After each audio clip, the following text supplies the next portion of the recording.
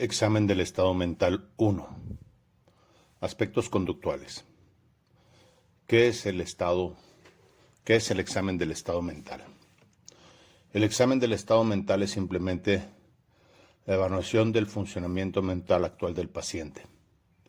En su origen, se trataba de una parte del examen neurológico tradicional, pero ahora es un artículo de primera necesidad en la evaluación de la salud mental. El examen del estado mental suele dividirse en varias partes que se pueden ordenar de diferentes modos. Lo puedes organizar como quieras, siempre y cuando incluyas todas las partes. Lo mejor es que elijas un formato, lo memorices y realices el examen del estado mental de la misma manera hasta que lo puedas hacer automáticamente. El examen del estado mental incluye dos grandes áreas: conductual y cognitiva. Revisemos los aspectos conductuales. Para obtener el material conductual no tienes que hacer preguntas especiales o aplicar pruebas. En su mayor parte consiste en observar el discurso y la conducta mientras hablas con el paciente, excepto en el área del estado de ánimo que requiere hacer algunas preguntas. Los aspectos conductuales son los siguientes: apariencia y conducta general, estado de ánimo y curso del pensamiento. Revisemos ahora los aspectos cognitivos. Las partes cognitivas del examen del estado mental se relacionan con las que el paciente piensa o de lo que habla. Su evaluación exige más actividad de tu parte. Estas secciones incluyen la entrevista psicológica, que es el contenido del pensamiento, percepción, cognición, introspección y juicio. Apariencia conductual general. Puedes conocer muchas cosas del paciente solo observándolo. La mayoría de las siguientes son características que debes observar desde el inicio de la entrevista, incluso antes de que se pronuncie la primera palabra. Por ejemplo, ¿cuál es el origen étnico del paciente? ¿Qué edad aparenta la persona? ¿La edad que aparenta concuerda con la edad que dice tener? La edad puede sugerir ciertos diagnósticos. Observa la complexión corporal del paciente. ¿Es delgado, robusto, musculoso? ¿Cómo es su postura? ¿Erguida, agachada? ¿Su modo de caminar y hacer otros movimientos es elegante o brusco? ¿Cojea?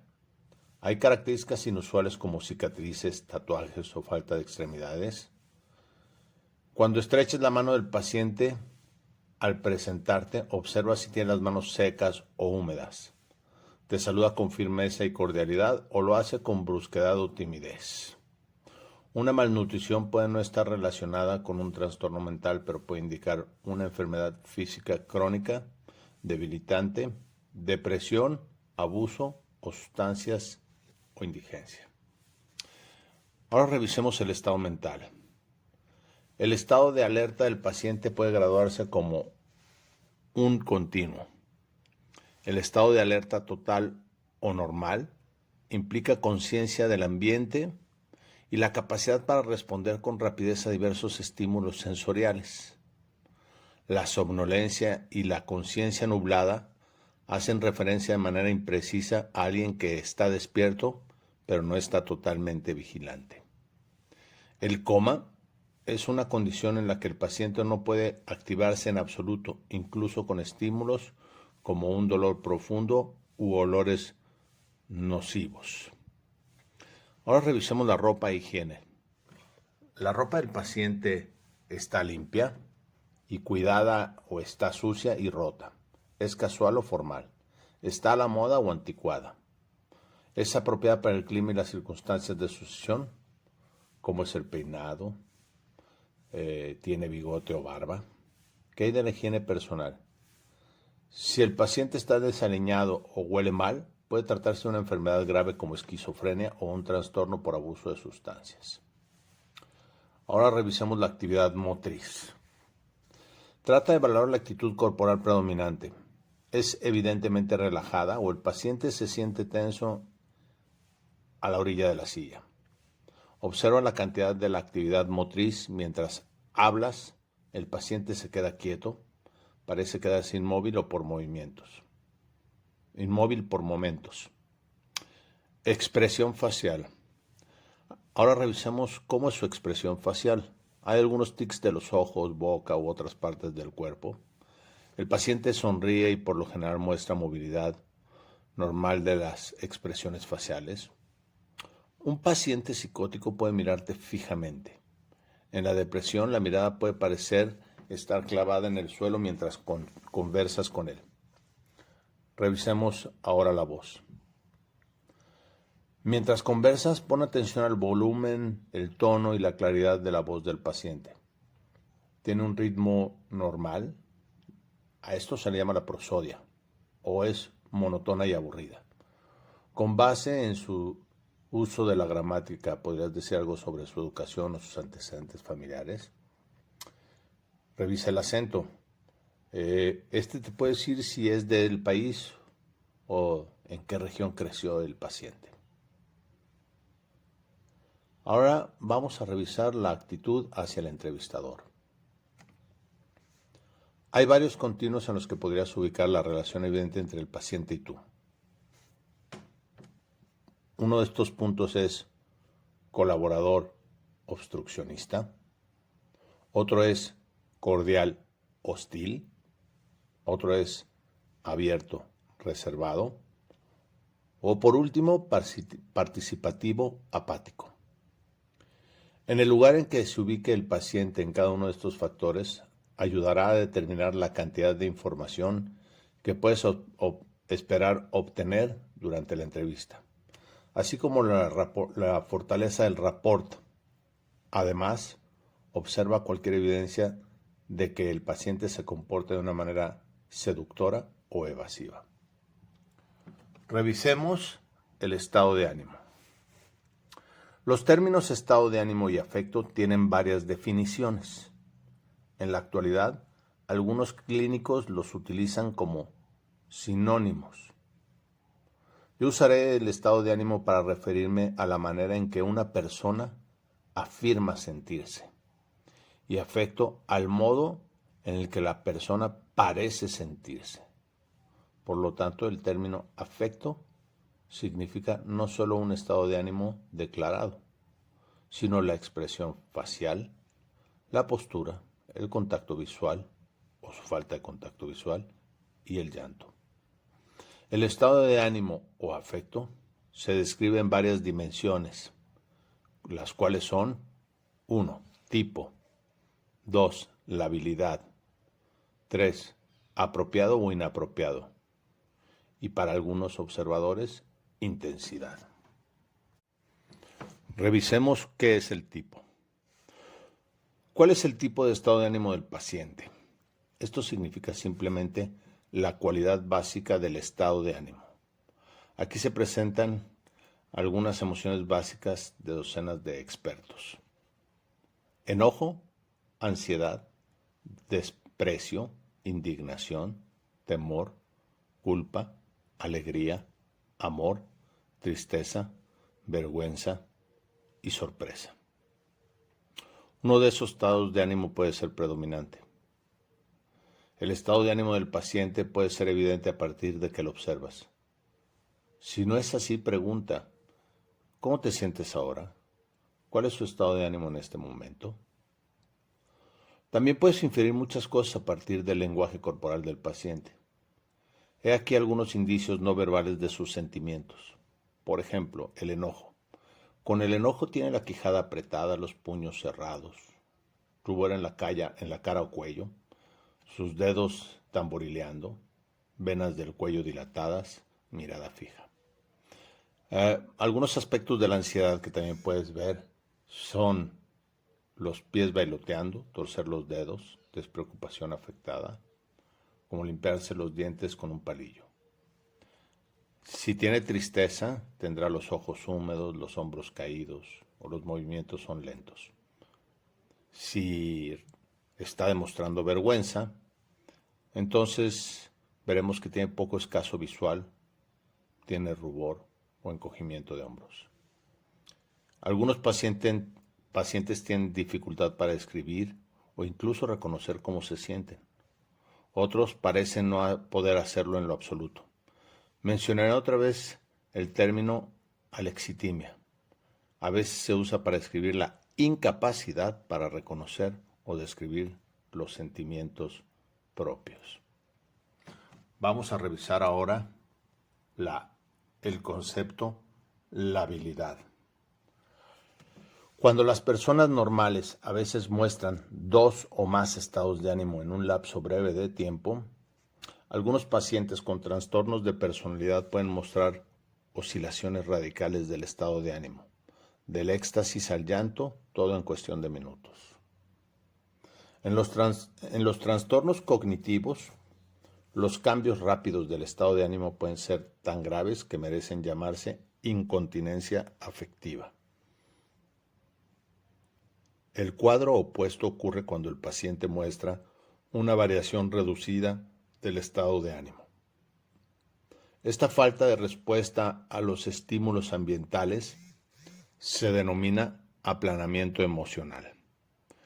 El término debilitamiento se ha usado como sinónimo, pero algunos autores emplean aplanamiento para referirse a un rango comprimido de estado de ánimo y reservan debilitamiento para referirse a una falta de sensibilidad emocional. Revisemos el estado de ánimo apropiado o inapropiado. Lo apropiado o no del estado de ánimo es tu estimación de que también se ajusta el estado de ánimo del paciente a la situación y el contenido del pensamiento. Tu juicio estará afectado por las dos culturas, la tuya y la del paciente. Aunque la mayoría de las personas muestran reacciones emocionales inapropiadas, de vez en cuando un afecto notablemente inapropiado puede sugerir ciertos grupos diagnósticos. Intensidad. Aunque su denominación es subjetiva y por lo tanto arbitraria, puedes clasificar la intensidad del estado de ánimo como leve, moderada o grave. Piensa en el continuo que va de la distimia a la depresión mayor con y sin psicosis. También debes observar la reactividad de un estado de ánimo. ¿Es momentáneo, prolongado o algo intermedio? Curso del pensamiento. El término curso del pensamiento es un poco incorrecto. Lo que nos interesa es el pensamiento, pero lo que en realidad percibimos es el curso del discurso. Suponemos que el discurso que oímos refleja los pensamientos del paciente. La mayoría de los problemas que describimos aquí suelen ser evidentes solo durante la fase aguda del padecimiento. Pueden agruparse en dos categorías generales. 1. Defectos de asociación, es decir, la manera en que une las palabras para formar frases y oraciones. Y 2. La velocidad y el ritmo anormales. Asociación. Primero, observa si el discurso es espontáneo u ocurre solo en respuesta a una pregunta. Si es esto último, debes esmerarte en introducir al paciente a hablar con espontaneidad. Si no tiene éxito con esto, la cantidad de información que puedas obtener acerca de los patrones del discurso será evidentemente limitada. Registra ejemplos del discurso y observa los intentos que haces para obtener más. Revisemos el descarrilamiento, a veces llamado asociaciones vagas. El descarrilamiento es una ruptura de la asociación de ideas en la que parece tropezarse una con otra. Las dos ideas pueden estar relacionadas de una manera frágil o no tener ninguna relación en lo absoluto. Un tipo especial de asociaciones vagas es la fuga de ideas, en la que una palabra o frase de un pensamiento estimula al paciente para saltar en otra dirección. Revisemos tangencialidad o discurso tangencial. Estos términos describen una respuesta que parece ajena a la pregunta formulada. Si hay alguna relación entre la pregunta y la respuesta, es difícil discernirla. El entrevistador, por ejemplo, ¿cuánto tiempo vivió en Wichita? El paciente contesta, hasta los osos hormigueros les gusta el beso francés. Revisemos pobreza del discurso. Esta es una reducción notable con respecto a la cantidad normal de discurso espontáneo. El paciente responde brevemente cuando esperas una respuesta más elaborada y a menos que le insistas puede no decir nada por periodos prolongados. Pensamiento bloqueado. La cadena del pensamiento se detiene de repente antes de que llegue a su destino. Por lo general, el paciente no puede dar una explicación adecuada. Solo dice que la idea se le olvidó. Aliteración. Es una frase u oración que contiene de manera deliberada repeticiones múltiples de un mismo sonido o sonidos similares. Corrí el riesgo, querido doctor, de reconocer perros repugnantes corriendo una carrera contra un carro. Asociaciones escandalosas. La elección de palabras individuales está regida por la rima u otras semejanzas sonoras y no por la necesidad de la comunicación. Ahora vamos a revisar qué es la escolalia. Al responder a una pregunta, el paciente repite innecesariamente palabras o frases del entrevistador. Esto puede ser muy sutil hasta el punto de que te puedes dar cuenta solo después de varias repeticiones. Un ejemplo es, el entrevistador dice, ¿cuánto tiempo estuvo en el hospital en esta ocasión? El paciente responde, ¿cuánto tiempo estuvo en el hospital? Estuve en el hospital mucho tiempo. Eso fue el tiempo que estuve en el hospital. Velocidad y ritmo del habla. Los pacientes que hablan con rapidez y a menudo de un modo muy extenso muestran lo que se denomina apremio por hablar o habla apresurada. Debido a que estos pacientes hablan muy fuerte y es difícil interrumpirlos, pueden plantear un verdadero desafío para el entrevistador.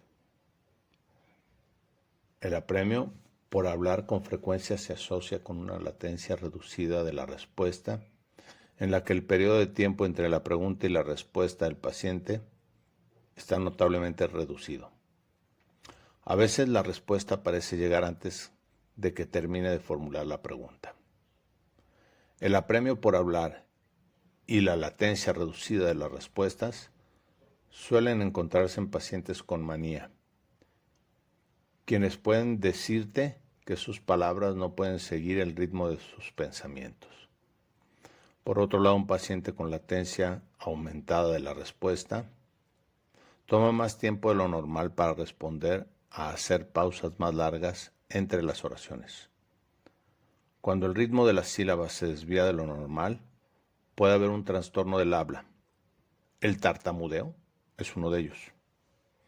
Muchos de los términos que usamos para clasificar los patrones del habla son confusos y diferentes expertos lo usan de un modo distinto. Capítulo 12. Examen del estado mental 2. Aspectos cognitivos. ¿Se debe hacer un examen del estado mental formal? Bueno, algunos clínicos aún no evalúan los aspectos cognitivos del examen del estado mental para la valoración de cualquier paciente. Otros piensan que es ofensivo hacer preguntas obvias o de rutina. En la mayoría de los casos no te atrevas a preguntar de pronto al paciente si oye voces, pero si no preguntas en algún momento, nunca podrás estar seguro de que el paciente no tiene esa dificultad. El autor recomienda encarecidamente que se haga un examen del estado formal a todos los pacientes. Algunas recomendaciones son que empieces explicando lo que piensas hacer. Por ejemplo, le dice al paciente: ahora me gustaría hacerle algunas preguntas de rutina que me ayudarán a evaluar la manera en que usted piensa sobre ciertas cosas. Solo nos tomará algunos minutos. Las palabras como rutina y normal ayudan a suavizar preguntas que de otro modo podrían tomarse a mal. Otra recomendación es que uses la retroalimentación positiva siempre y cuando no faltes a la verdad. Por ejemplo, le puedes decir al paciente: eso es excelente. Usted es el que mejor ha hecho estos cálculos en toda esta semana.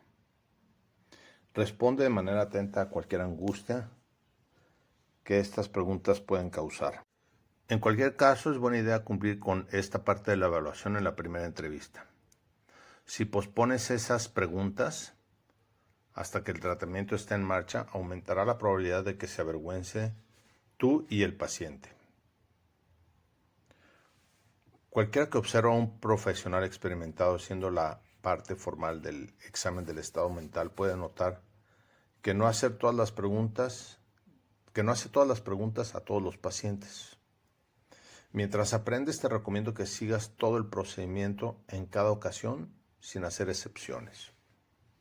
Cuando tengas experiencia, puedes decidir qué pruebas omitir y cuándo hacerlo. El examen del estado mental en realidad se ocupa solo de conductas, experiencias y emociones actuales.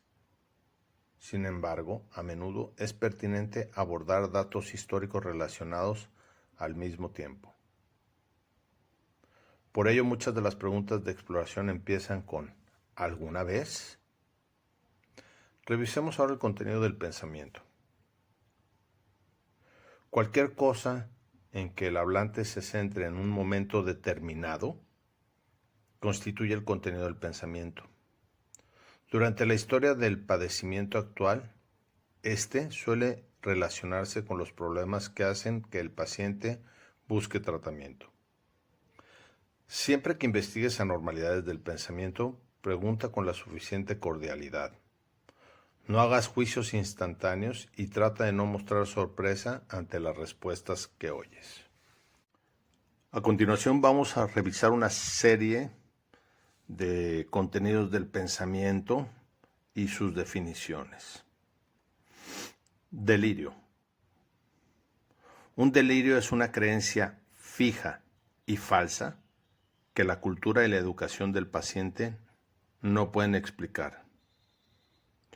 Todos los elementos de esta definición deben estar presentes.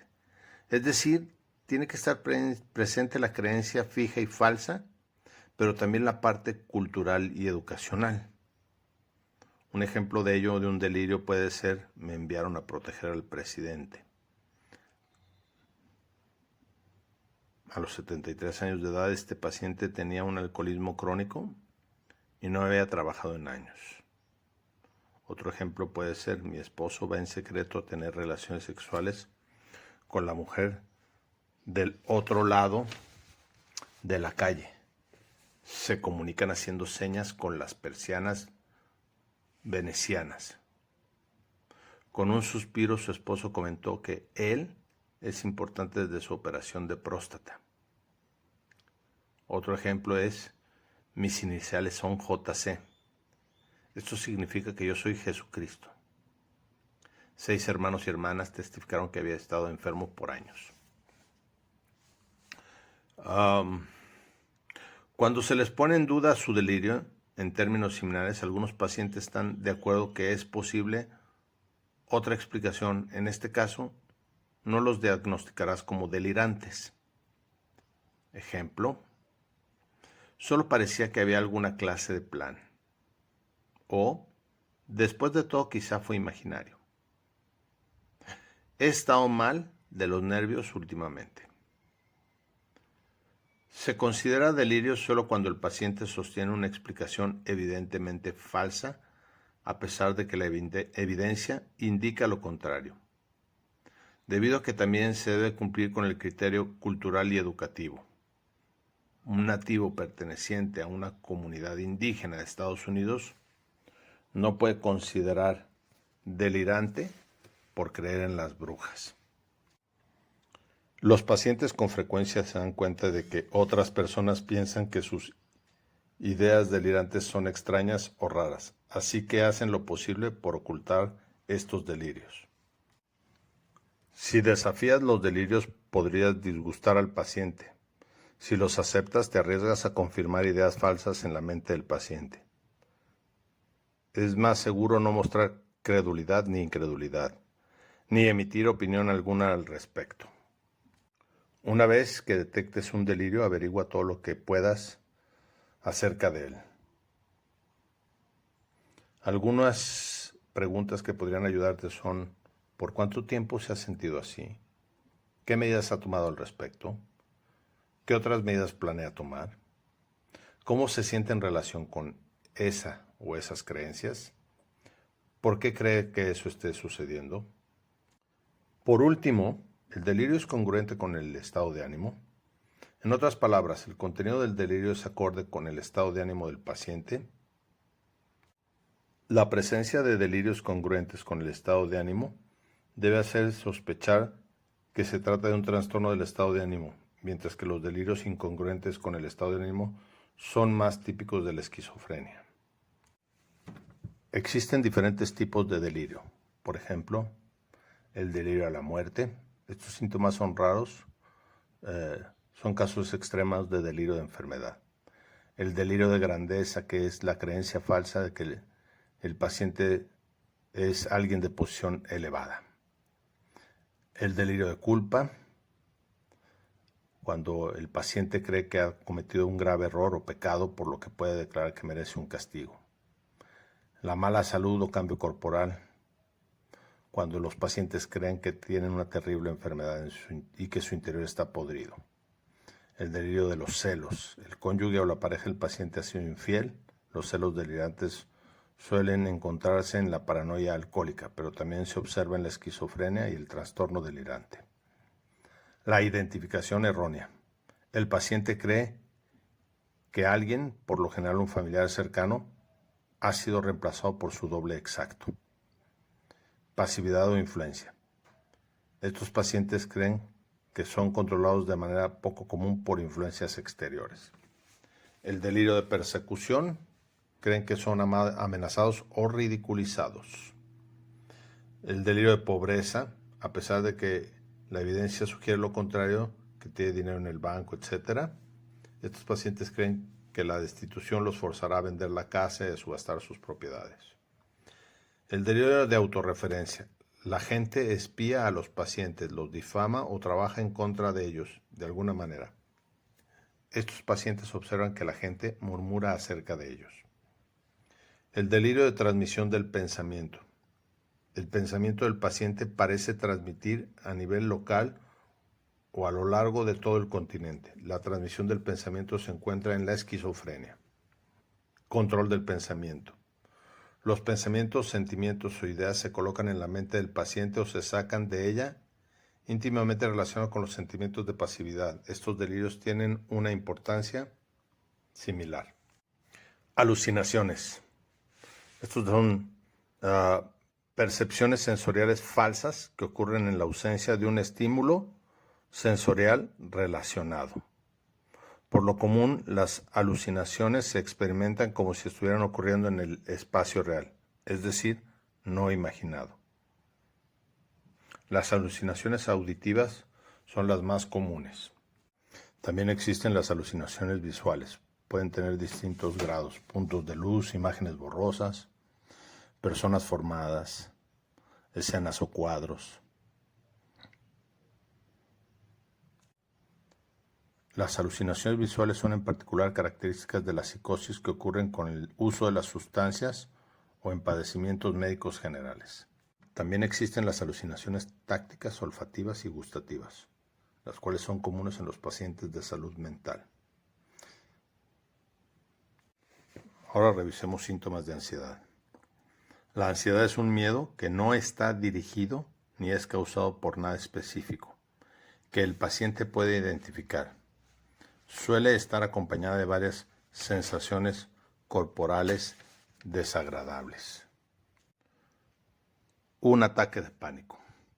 Un ataque de pánico es un episodio discreto durante el cual un paciente experimenta de manera repentina ansiedad con sensaciones corporales como ritmo cardíaco acelerado, falta de aliento, temblor y sudoración, además de una larga lista de otros posibles síntomas físicos.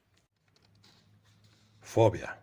Una fobia es un miedo irracional e intenso asociado con algún objeto o situación. Existen muchos tipos de fobia, por ejemplo, la fobia a viajar por las alturas, acrofobia, o estar encerrado, claustrofobia, o las fobias sociales, ahora denominadas trastornos de ansiedad social según el DSM-5. Obsesiones y compulsiones. Una obsesión es una creencia, idea o pensamiento que domina el contenido del pensamiento del paciente y persiste. La compulsión son actos que se realizan de manera repetida, de un modo que el paciente reconoce como inútil o apropiado. Experiencias que pueden ser preocupantes, pero que suelen ser normales. Hay algunas experiencias sobre las cuales no tienes que preguntar, o son normales o no tienen importancia diagnóstica. Sin embargo, los pacientes a veces se preocupan por dichas experiencias y hablan de ellas durante la sesión de la entrevista. Debes estar listo para dar las explicaciones necesarias. Las ilusiones son interpretaciones erróneas de estímulos sensoriales reales. Por lo general son visuales y suelen ocurrir en su mayor parte cuando los estímulos visuales son muy débiles, como cuando la luz es muy tenue. Las ideas sobrevaloradas son creencias que seguimos teniendo a pesar de la falta de pruebas sobre su valor. Al igual que los delirios, por lo general no se pueden desafiar mediante argumentos o lógica. A diferencia de los delirios, no es tan obvia su falsedad. La despersonalización es una alteración de la percepción de uno mismo. Las personas suelen experimentarla como una sensación incómoda de estar separadas de su propio cuerpo o mente. Pueden tener una sensación extraña de verse a sí mismas o de estar en un sueño. Aunque la introspección queda intacta, puede preocuparse por volverse locos o perder el control. En la desrealización, pariente cercana de la despersonalización, las personas sienten que el ambiente es lo irreal. Explora si hay experiencias de este tipo. En la conciencia y la cognición, que es una parte del examen del estado mental, se tiene que valorar la capacidad del paciente para asimilar, procesar y comunicar información. Revisemos la atención y la concentración. En este punto de la entrevista tienes una buena idea de la atención, que definiremos como la capacidad para enfocarse en una tarea o un tema actual. Y la concentración, la capacidad para mantener la atención durante un periodo de tiempo, mientras se rechazan otras demandas que entran en competencia con la actual. Puedes determinar estas cualidades de una manera más formal por medio de algunos cálculos que evalúen la capacidad para enfocarse en un estímulo. Por ejemplo, pide a tu paciente que reste 7 de 100. Cuando ya lo hice, pide que reste otra vez 7 del resto anterior y así hasta llegar a 0. La mayoría de los adultos terminan en menos de un minuto con menos de 4 errores. Recuerda que se debe considerar edad, nivel educativo, cultura y grado de depresión y ansiedad del paciente cuando evalúes su desempeño. Orientación. Para verificar que el paciente se orienta en el espacio, pregunta ¿en dónde estamos? Es decir, ¿en qué ciudad? O nombre de la institución. Si con esto no llegas a ninguna parte, pregunta en qué tipo de lugar están. Respuestas como en una biblioteca o en la zona 0 sugieren una patología grave, pero debes tener cuidado de no sobreinterpretar lo que dice un paciente ocurrente o que no desea cooperar. Lenguaje. Se refiere a los medios con los cuales comprendemos y expresamos significados utilizando palabras y símbolos. Las áreas del lenguaje que se suelen evaluar son comprensión, fluidez, denominación, repetición, lectura y escritura. Su evaluación rutinaria puede ser rápida. Es de especial importancia en casos de pacientes mayores y en quienes tienen enfermedades físicas. Es común que se diagnostiquen equivocadamente trastornos de somatización, trastornos cognitivos y otros padecimientos mentales cuando el paciente en realidad tiene un trastorno del lenguaje.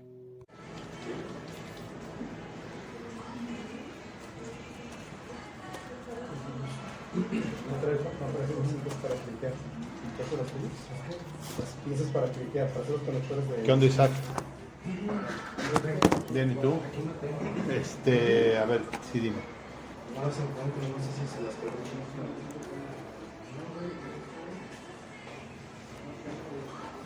Ajá.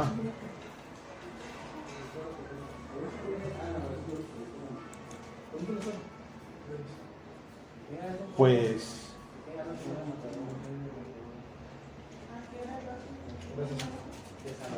Me salvé por un pelo.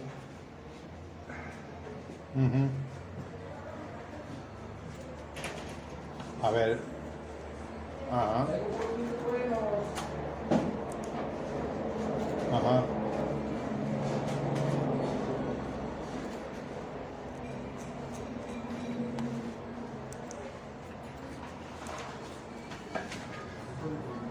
Ajá. Sí, sí, sí. Ajá. No, no, no.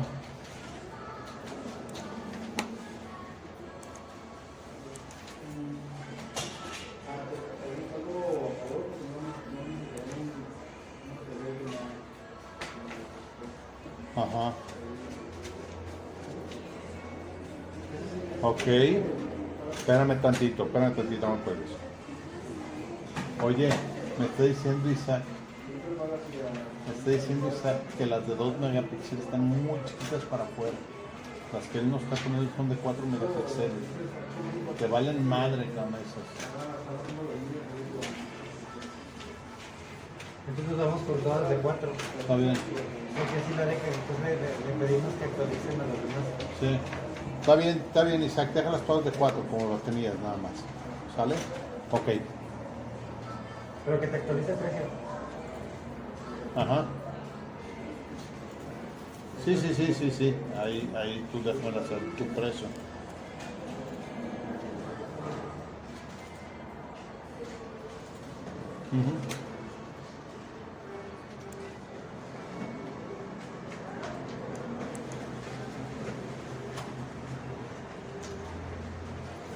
Ok.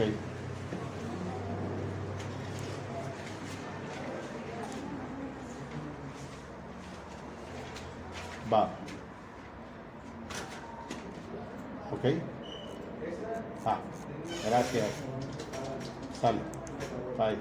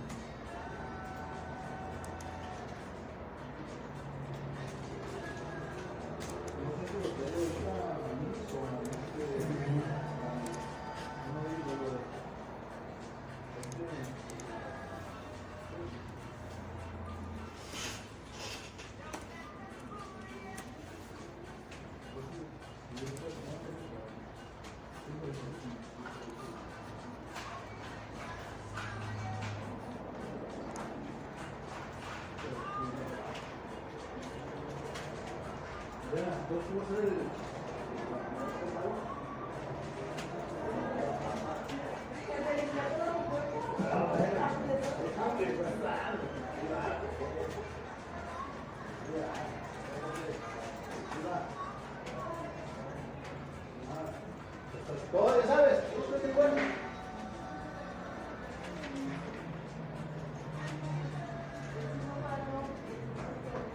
¿Estás preguntando la regla de refrescos o qué?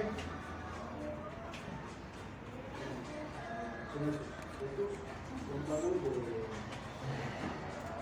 15 días a 30 días. ¿Vale? Sí, es que por el Pacífico tiene, se llevó un acuerdo, no se llevó un acuerdo que se pagaba en 15 días y en 30 días no vamos a poder sacar el 2% al 2%. Se me puede decir el 15 días.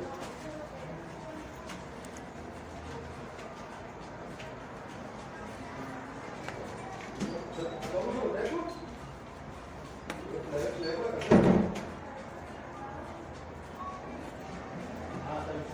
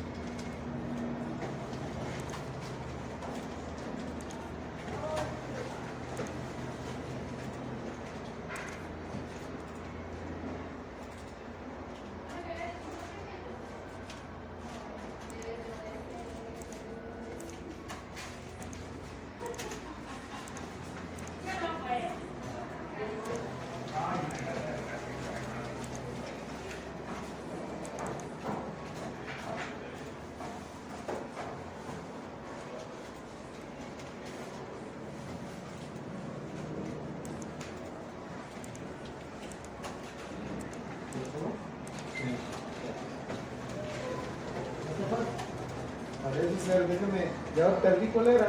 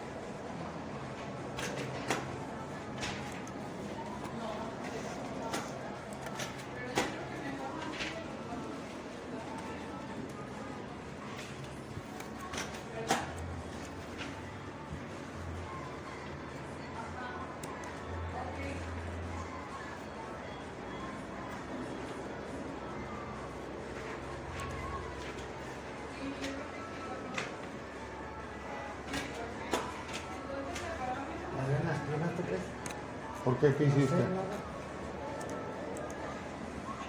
El pago como que ¿Eh? Tengo frío, sigo con frío.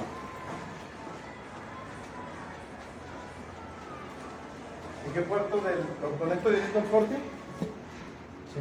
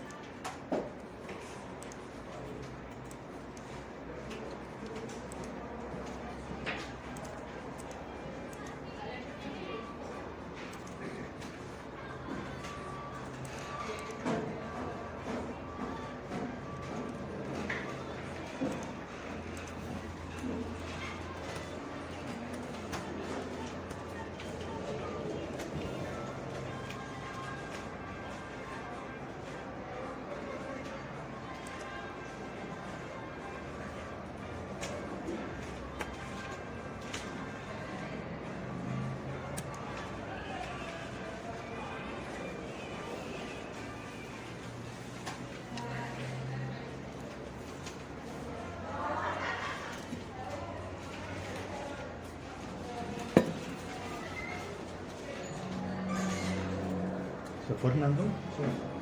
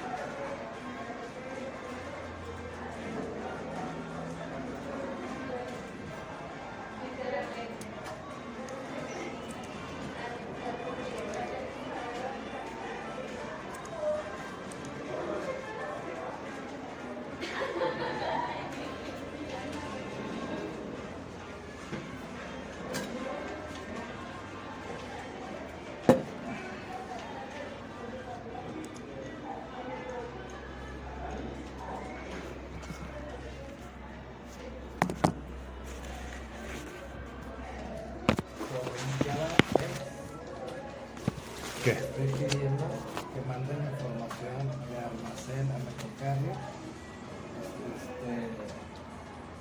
para la sesión de derechos de diseño perimetral. Memoria. La memoria suele dividirse en 3 o 4 partes. Aquí discutiremos solamente 3. La inmediata, de corto plazo y de largo plazo. La memoria inmediata es la capacidad para registrar y reproducir información después de 5 o 10 segundos. Es, en realidad, más una prueba de atención. La memoria a corto plazo podemos definirla como una memoria en la que se recuerda en unos eventos de corto plazo anteriores, unos 5 minutos, y el paciente puede recordar ciertos detalles de los que se hablaron. Y la memoria a largo plazo o la remota es la capacidad que muestra el paciente para organizar la información necesaria con el fin de relatar la historia del padecimiento actual. La amnesia es la pérdida temporal de la memoria que suele deberse a un trauma físico y psicológico, lo cual esto es muy distinto a la demencia. Puede encontrarse un traumatismo en la cabeza de todos los rangos de gravedad, desmayos relacionados con el alcohol, trastornos de estrés postraumático y trastornos disociativos. Es más fácil determinar la amnesia, ya que la respuesta natural a ¿alguna vez has sufrido de amnesia? Es un inútil no me acuerdo. Información cultural. Algunos textos ya ni siquiera mencionan las tareas de información cultural que evalúan principalmente la memoria remota del paciente y su inteligencia general. Sin embargo, estas son partes tradicionales del examen del estado mental. Así que debes de conocer al menos las preguntas clásicas, como por ejemplo, dígame el nombre de los 5 presidentes más recientes, empezando por el actual. Pensamiento abstracto. Es la capacidad para abstraer un principio de un ejemplo específico. Es otra prueba tradicional que depende en gran medida de la cultura, inteligencia y educación. Contrario a lo que nos enseñaban hace medio siglo, esta capacidad no tiene nada que ver con la cordura. Abstracciones que suelen preguntarse incluyendo la interpretación de refranes, semejanzas y diferencias. He aquí algunos refranes típicos que pueden interpretar. ¿Qué significa cuando alguien dice que el buen juez por su casa empieza? ¿Puede decirme qué significa la ociosidad es la madre de todos los vicios? Introspección y juicio. En el contexto de la evaluación en salud mental, la introspección se refiere a la validez de las ideas del paciente acerca de cualquier problema que evalúes. El paciente introspectivo reconoce que algo anda mal o que puede tener implicaciones para su bienestar futuro y que la causa puede ser biológica, psicológica o social, lo cual excluye la influencia de demonios o extraterrestres y necesita algún tipo de tratamiento. La capacidad para participar en una psicoterapia o para comprender la psicodinámica por lo general no figura en esta evaluación. ¿Se debe de omitir el examen formal del estado mental? No, la verdad es que nunca. La razón es que a menos que toda tu información provenga de registros impresos, puedes hacer un gran número de observaciones cada vez que tienes una conversación. La pregunta que realmente planteamos es, ¿cuándo puedes evitar hacer las preguntas contenidas en la parte cognitiva del examen del estado mental sin correr riesgos? Es decir, las preguntas que hemos citado en gran parte de este capítulo. En raras ocasiones no se corren riesgos al excluir alguna prueba. Cada vez que lo hagas debe ser con la idea de equilibrar los beneficios, o sea, ahorrar tiempo y evitar las posibles molestias o vergüenzas del paciente y las desventajas. Las desventajas de hacer las pruebas suelen ser triviales. La mayoría es rápida y la mayoría de los pacientes acepta de bastante buena gana cualquier pregunta que le plantees. El capítulo 13, que es signos y síntomas de áreas del interés clínico, plantea básicamente algunos estados, los cuales definiré rápidamente. Los estados de la mente. La psicosis significa simplemente que el paciente ha perdido el contacto con la realidad, como se puede juzgar por la presencia de alucinaciones, delirios o asociaciones notablemente erráticas. Este padecimiento puede ser transitorio o crónico. aunque con los métodos actuales de tratamiento es muy poco común que una persona tenga periodos psicóticos prolongados. Ahora hablemos de la perturbación del estado de ánimo o depresión. La depresión implica un estado de ánimo que se puede describir como triste, bajo o melancólico, así como deprimido. Este estado de ánimo bajo debe ser persistente por lo general una semana o dos al menos. A menudo se describe como un cambio marcado en relación con el estado de ánimo normal del paciente. Algunas personas dicen que no se sienten deprimidas, simplemente no experimentan placer. Este estado se llama anedonia. La información necesaria para la historia del padecimiento actual aborda la causa de la depresión y la gravedad. Perturbación del estado de ánimo, manía. Los pacientes maníacos describen su estado de ánimo como elevado, hyper, exaltado, excitado o eufórico. A veces son bastante irritables. Aunque la condición maníaca se ha reconocido desde hace más de 100 años, estos pacientes con frecuencia se diagnostican incorrectamente como esquizofrénicos. A veces se pueden presentar trastornos cognitivos con síntomas de manía. Trastornos con uso de sustancias. El abuso de sustancias se define en relación con la cultura en la que se presenta. En la mayor parte de nuestra cultura, algunas religiones como los mormones, por ejemplo, son excepciones importantes. La mayoría de los adultos usan sustancias como la cafeína. El hecho de considerar que una persona abusa de una sustancia depende no solo de la cantidad y frecuencia de su consumo, sino también de las consecuencias de esta conducta. Estas pueden ser conductuales, cognitivas, económicas y físicas. Muchas de ellas también afectan la sociedad en su conjunto. Problemas sociales y de personalidad. Los rasgos de personalidad son patrones de conducta o pensamientos que persisten a lo largo de la vida adulta. Para poder hacer el diagnóstico de trastorno de la personalidad, los rasgos deben ser lo suficientemente notables para causar un deterioro funcional, laboral, educativo, social o emocional, o angustia personal en el paciente. Dificultades de pensamiento, problemas cognitivos. Una gran variedad de alteraciones físicas y químicas pueden interferir en el pensamiento. Estas causas incluyen las siguientes: tumores cerebrales, traumas en la cabeza, hipertensión, infecciones, trastornos metabólicos, complicaciones posteriores a las cirugías, epilepsia, sustancias tóxicas o abstinencia de sustancias psicoactivas, deficiencia de vitaminas. Ansiedad, conducta de evitación y activación. Los padecimientos de esta área de interés clínico tienen en común los síntomas de ansiedad que pueden resultar en intentos de evitar los estímulos. Los síntomas que deben hacer explorar esta área incluyen cualquier expresión de ansiedad o miedo, así como síntomas somáticos que sugieren problemas de respiración o ritmos cardíacos cuando no hay razones conocidas para estar preocupado. Por ejemplo, la ansiedad, quejas relacionadas con el pecho, conductas compulsivas, miedo, nerviosismos, ideas obsesivas, pánico, trauma o preocupaciones. Por último, las molestias físicas. Las enfermedades físicas, ataques cardíacos, asmas, úlcera, alergias, anatómicamente demostrables, siempre deben estar en los principales asuntos que se deben de explorar, que debe explorar el clínico cuando el paciente informa molestias somáticas. Pero muchos pacientes buscan atención en salud quejándose de síntomas físicos, para lo que no se encuentran fundamentos adecuados en fisiología, química o anatomía. Estos síntomas se han denominado históricamente hipocondríacos o psicosomáticos. A menudo, para estos pacientes por fin buscan ayuda en un clínico en salud mental. Ya se han practicado una amplia gama de pruebas y evaluaciones médicas, debido a que comparten ciertas características demográficas y sintomáticas, incluir la anorexia nerviosa y la bulimia nerviosa en este grupo. Capítulo 14. El cierre.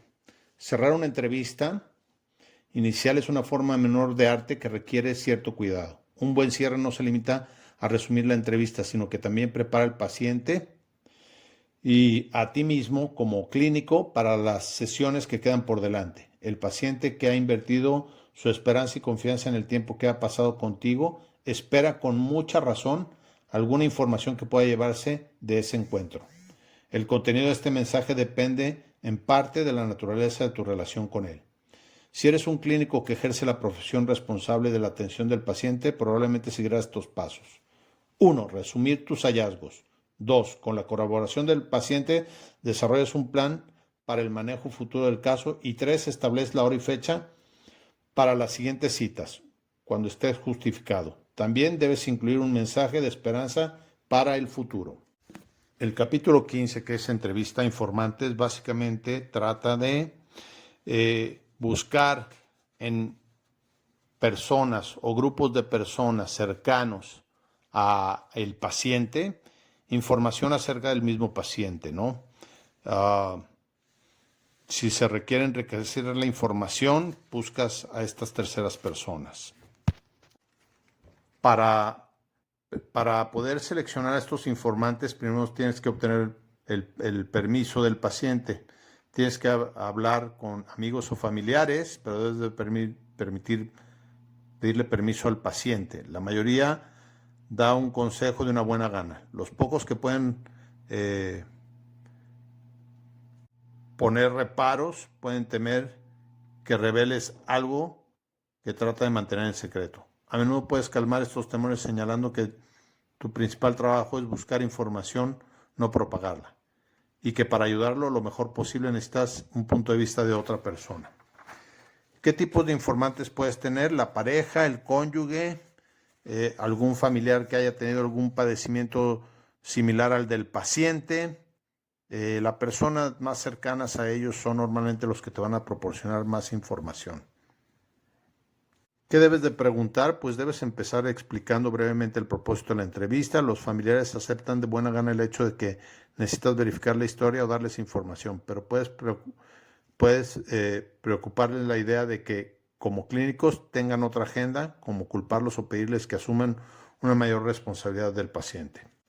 Por lo tanto, algunas cosas que puedes preguntar es la historia del padecimiento mental en los padres, la propia historia del desarrollo del paciente, una revaloración de la historia del uso de sustancias del paciente, los síntomas del paciente en un padecimiento psicótico, la capacidad de un paciente para cuidarse a sí mismo, la disposición de los familiares para ofrecer apoyo después de salir del hospital, un punto de vista del cónyuge acerca de las razones detrás de la discordia marital, conductas que sugieran una posible carrera criminal, una valoración de las características de la personalidad del paciente o efectos en la familia de cualquier cambio conductual. Por último, existen las entrevistas grupales, en las cuales, si la familia del paciente es grande y muchos miembros viven cerca, podrías entrevistar a todo el clan. Puedes también hacer llamadas telefónicas o visitas domiciliarias. Fin.